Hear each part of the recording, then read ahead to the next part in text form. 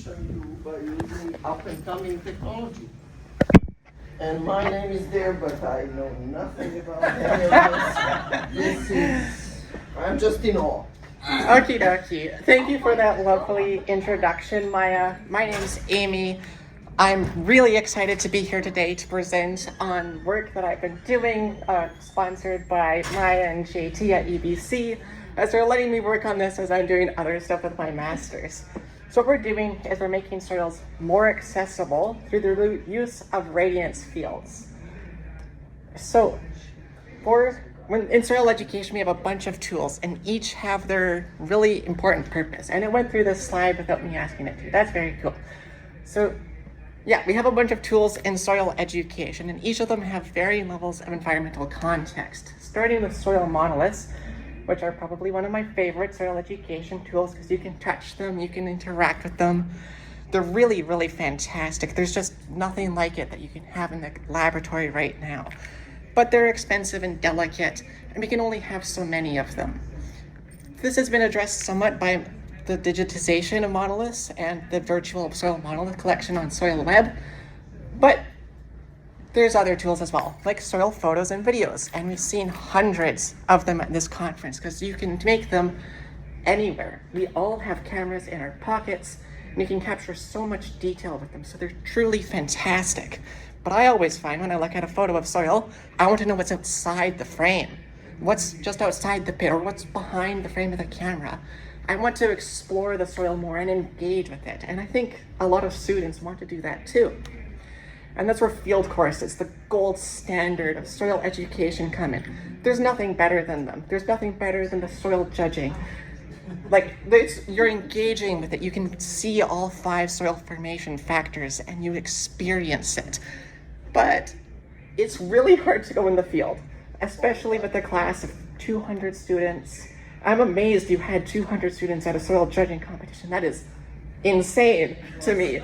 The most I've seen doing that kind of thing is like 20 people because the logistics are just so complex. So we need something in the middle, and that's where radiance fields can come in, where they sort of bridge the gap between some of those lab techniques and the field experiences. So I'm kind of curious to gauge the audience. Who among you has heard of photogrammetry? Just raise your hand. I did because of you. and you've done so much work with it. And then what about radiance fields? Has anyone heard anything about radiance fields? Again, because of you. Yeah! But you might not have heard of photogrammetry, but you've definitely seen it. It's how the 3D models on Google Maps work. It's how the virtual soil monolith collection works. You take a bunch of photos and you create a 3D model. And that's sort of how the radiance fields work, except with photogrammetry, you're creating very hard surfaces with static properties. Radiance fields are a more volumetric approach. You have funny little points in space that are squished and squashed and their opacity is modified, and it's way too technical for a 15-minute presentation. That isn't on how they work. But you get immensely better visual fidelity. Like, look, that is rendered on my computer. And it's on 9-year-old hardware. You have 80% of the performance with smaller files. So in terms of like delivering this content to students, it's accessible. You can look at these fields on your phone. But the problem that we're faced by is how do we actually capture these in the field, and how do we do it consistently? Because if you go out and you get a really good field, but you can't do it again, what's the point? So over the last year, I've been going through a bit of an iterative development process. And again, this one has all the information on the site already, so we're gonna hide it. So what I would do is I'd go into the field, or maybe into the office, or like the break room, and I'd take a bunch of photos, or I'd take a bunch of video to capture it. And then I would do some processing. Early on, I didn't remove blurry frames, but I quickly learned that if you have blurry photos, that makes the model look terrible. So you have to do some processing before you can generate the radiance field, which is really exciting, but it takes hours. And then I was able to review the model, ask myself, what went wrong? What went right? What can I do better next time? And I use that to refine the method. And this iterative approach has led to massive improvements in the quality of the radiance fields of soils I've been able to capture. Starting last year, that is like it was a really cool, it was a Brunasol that was starting to turn into Podsol with a BFH horizon, which is really rare, I've heard, which is really exciting. And I wanted to have a radiance field of it, but it looks kind of terrible. And so with refinements in the method, I was able to start capturing the soil really consistently in the environment.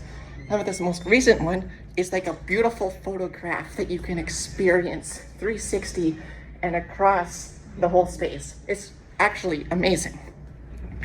So what are the results of that development, that year of work so far?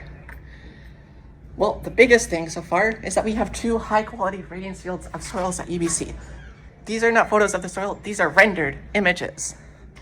And actually everything past that slide where I was talking about tools, all the pictures of soil have been rendered as well. So the visual fidelity of these is just fantastic. And I've also have most of the standard procedure at this point. It needs a bit more validation, but the biggest thing that I want to talk about today are the lessons learned, because I think they're applicable more so than being told how to take 200 photos. The first one is with opening the soil pit. Whether you can sort of do it on like a tiny 5 centimeter by 5 centimeter micro pit to just kind of like see what's in the soil, it's not great because you cast shadows on it. So I found about 50 centimeters by 50 centimeters is pretty good. Because then you don't have too much shadow casting, but it's also not too much work to dig, but bigger is always better. Then the diagnostic phase. For soil ID, this is really easy to have in full sun or full shade, but with radiance fields, if you cast a shadow, that can mess up the results. And for your diagnostic phase that you're doing ID on, you want it to look as good as possible. So it should be in full shade. Then lessons learned around the capture tools.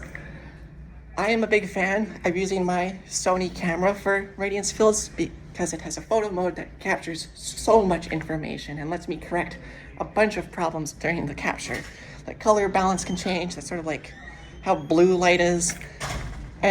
But you can also get great results with your phone. Like with my iPhone 13, I've had some fantastic results.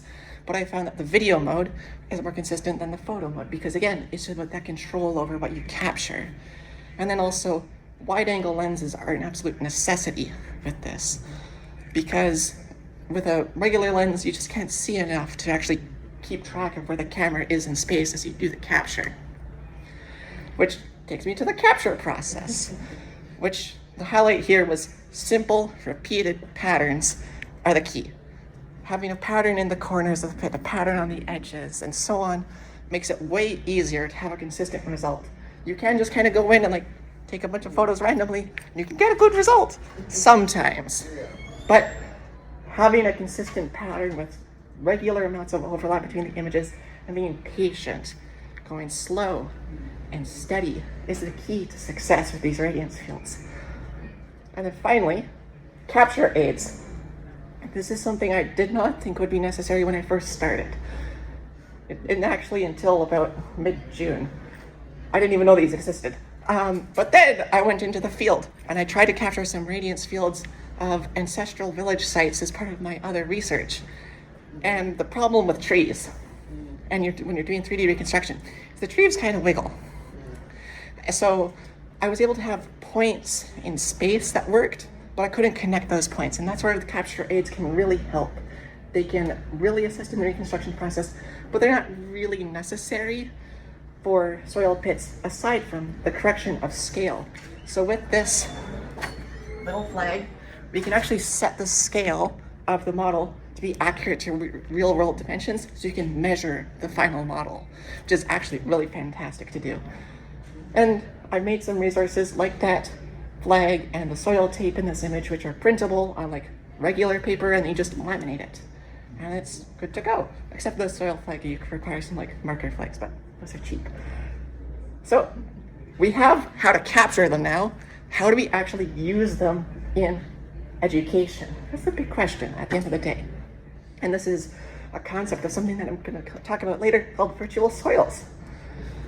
The big thing that we're doing first is we want to expand SoilWeb, which is an initiative started by Maja in 2004 and is supported by 21 institutions. It's a platform for virtual soil science learning resources for basic principles, classification, and land use impacts. This is a really good platform for open soil resources. And we're going to create a portal that allows students to explore the relationship between landscapes, soil, people. We can use this in courses like Intro to Soil Science and Sustainable Soil Management. And this is a less rough than it used to be concept of what that could look like. Then the other thing that I'm actually so excited about is the idea of virtual soils. With advancements in PC hardware and virtual reality, and an amazing person last week that released code that makes VR and these Radiance fields work together, we can create a multiplayer collaborative space for soil education in these soil pits, just like that soil judging, but you could do it in a laboratory. Wow. Except you can't touch the soil, unfortunately, which that would be awesome, but it's not a thing yet. And this could also be used for communicating with community partners. You could put a bunch of information about your soil and what you've learned into a game, and you could go and show it to the community. And then they could experience it as themselves. And you can also use this in a bunch of courses like Intro to Soil Science, soil classification courses, and management and conservation courses. So applications are immense, and it's so exciting. But what are the next steps? The biggest one is publishing some of those resources that others can contribute to the project, because I can't go everywhere to capture soils everywhere, because we need to capture more Radiance fields. Right now we have 2 high quality soils, and one of them needs to be recaptured because there's leaves in the bottom of the pit. So that's not really enough to implement it in courses yet. The other next steps are to build out that soils map further and integrate it properly into SoilWeb, as well as to work on that virtual soils application so that we can start implementing these resources in soils courses, enhancing student learning and creating a radiant future for soil science education. I'd like to thank you all for your time today. Special thanks to so many people. And if you have any questions, I'm happy to answer them here or over email. If you want to look at the fields, you can go to my website and find out if it breaks.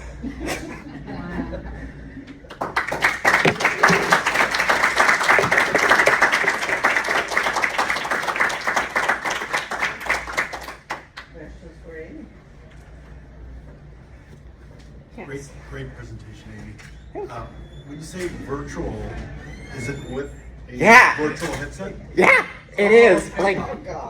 Like this concept video that I made with my best friend at the time was made by us being in VR together with a green screen.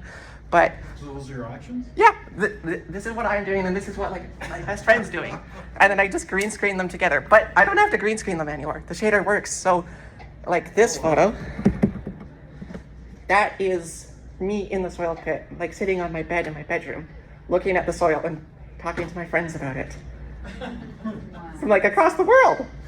Wow. This is wild. Any other questions? Yeah. Hey, Amy, thanks. It's really, really cool innovation. Could you share with the soil tape and stuff? Like, where can we find some of those? I don't know yet. If you want to see, I have the soil tape with me, and I can go get the flag from my room. Yeah. I can bring it to the banquet tonight. But publishing those is on the to-do list as the next step. And I'll probably just put them on my website for now until we get like the development team to be like, go do stuff. Yeah, well, we have until next April. Yeah. Yeah, we got Lots of time. for that grant. And with pace that Amy is moving, yeah, it will be spectacular. Yeah. As long as I have time enough to do this. Oh, That's the you big don't need area. to sleep. Oh, yeah. Any other questions? What does that answer your question? Cool. Yes. Can we get the 3D data as well? Uh, Yeah. what do you mean by 3D datas? How about the structures or something? Oh, I think that would be really cool. And I am personally okay with publishing the data sets of photos that I captured openly. So that way you could do that. Oh my God. Brandon talked to me about it earlier, but I forget what it's called. What is it called? Digital soil morphometrics. Yeah, digital soil morphometrics. I'd be happy to publish the photos to create that data set. and I'll probably adjust the method to better include photos that support that, because I only learned about that like 3 hours ago. But by April, no problem. Oh yeah, by April, no problem. Yes. For one finished soil pit, finished product, you can go into the yard with it. How long does it take to make? That is a very complex question, for a variety of reasons. The question, like, do you want to like include like going into the field and digging a hole? Okay. You don't need to dig the hole. The hole's already there. Just taking pictures. Okay. Putting the all the data. Taking pictures is maybe like 20 minutes because it's you got to go slow and steady, and it's like 200 to 300 photos that you're taking. If you do it, actually, you could probably do it in 10 minutes. Normally it's like 5 minutes of video with my iPhone, but with my camera, I'm a lot slower and I'm a lot more careful, and then it becomes 20 minutes. So it's about 20 minutes at most to do the capture, not including travel time. Then my thought is for the processing, that's something that I'll probably do because it requires high-end compute hardware. But for actually like creating the point cloud, it's maybe like half an hour to maybe an hour. And then generating the radiance field itself is in the realm of 1 to 24 hours, depending on resolution of the photos, how many photos you have, how good you want it to look. But realistically speaking, like 3 hours of training. So from start to finish, if you gave me all the media, I could have it up the next day. At this point in time. Really impressive, Amy. Can you use that data to effectively you've mapped in a hole the volume? Can you use it to calculate volume in the pit? That should be super easy. Yeah. Yeah, that'd be terribly easy, I think, probably. Well, Yeah. That's a problem to solve. I should write that down. So in your title slide, you had it where it was moving. Yeah. Oh yes. so I was curious if that was the final product. Oh yeah, this is the final product. This is Okay, rendered. So that's what you're trying. Yeah. Because you had the animation there, and I was Yeah. sort of confused on what was the final product. So. That the animation would be the second final product. Yeah, that was actually a video that I recorded on the application that I did the VR stuff on. Let me just, oh my god, I'm not used to this keyboard. I tested this earlier, and this laptop should be powerful enough to do this. So you have the web page, and if you go to Totem Field, you can open in the viewer, and it creates this model. It won't be the highest frame rate on this laptop, but it does load eventually. Yeah. And now we have, So you drive it at that point yeah, with your mouse. yeah. It's a little bit laggy on this laptop because this is a not terribly powerful laptop. Yeah. Wow. And it works on the phone as well. Yeah. You can have this on your phone. Oh, and this one has audio. It does work on your phone. Yeah. It does. Wow. So, ambiance from that field. Because there was a park behind that wall of trees that a bunch of children are playing at as I was digging the hole. And then over behind this giant tree over here, there is a road. And you can hear the cars go by and the children playing in the distance. Can you jump in the pit? In VR you can. In this one, you have to fly into the pit. But I would like it to be a little less annoying to do. The level of that detail is unbelievable. How far can you zoom in? Probably, it depends on the resolution of the images. And then, So that's so like probably, like in VR, you can get pretty close and it's like, wow. But like, I've learned more about this soil looking at it in VR than I did when I was digging the hole. Because like I found there's a rock that I didn't see in the field.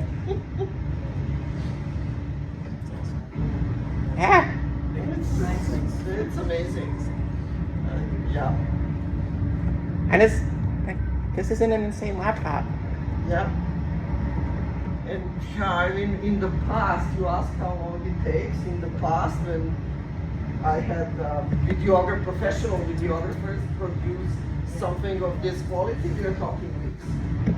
Not just capturing was fast, but then editing took forever. Yeah, that's what I thought the answer was gonna be. No, no. And It's if insane. I can get more powerful GPU hardware, it'll take even less time. But it's $4,000 for a new GPU. Okay, we need to stop, Amy. I know. Otherwise, she will go on and on. I could Thank talk you, about this all the presenters. forever. Yes. And everybody here.